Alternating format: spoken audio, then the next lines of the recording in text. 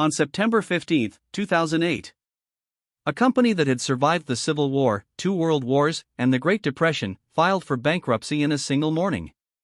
Lehman Brothers. 158 years old. Gone. I've watched a lot of markets break. But 2008 was different. This wasn't one bad bet. This was the entire system, built on a foundation of debt so fragile that one crack brought the whole thing down. And here's the part most people never understood. The crash wasn't caused by bad luck. It was caused by greed dressed up in complicated math.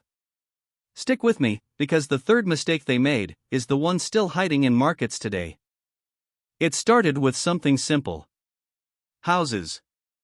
For decades, a home loan was boring. You borrowed money, you paid it back. But by the mid-2000s, Wall Street found a way to make boring profitable. They bundled thousands of mortgages together and sold them as bonds. The problem? Many of those mortgages were subprime loans given to people who couldn't really afford them. And nobody cared, because home prices only went up. Or so they thought. When home prices peaked in 2006 and started falling, the whole structure began to wobble. Because those safe bonds were stuffed with loans that were never going to be paid back. And the banks weren't just holding a little of this. They were drowning in it. Here's where greed turned into danger. Banks borrowed enormous amounts to buy these mortgage bonds. Lehman Brothers was leveraged around 30-1.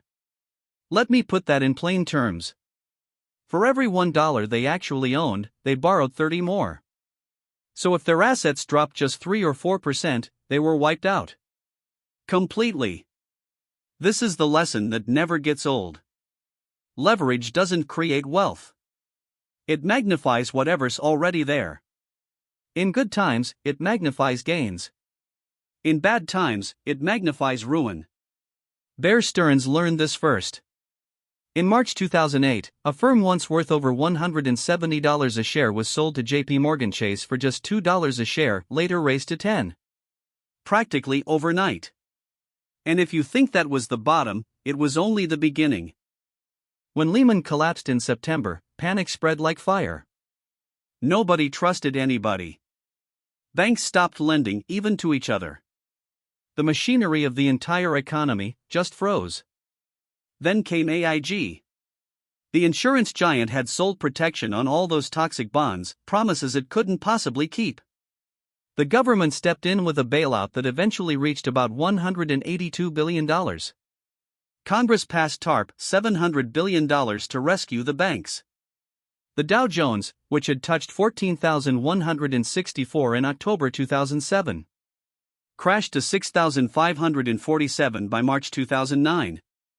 Nearly 9 million Americans lost their jobs. Unemployment hit 10%. Retirement accounts were cut in half.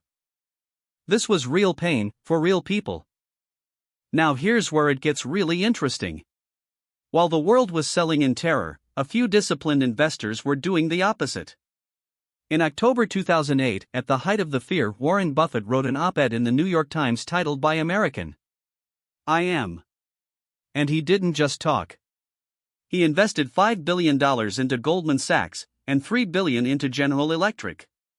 Those deals earned Berkshire billions in profit.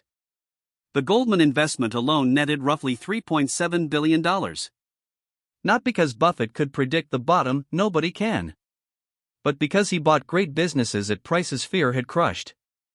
The market bottomed in March 2009.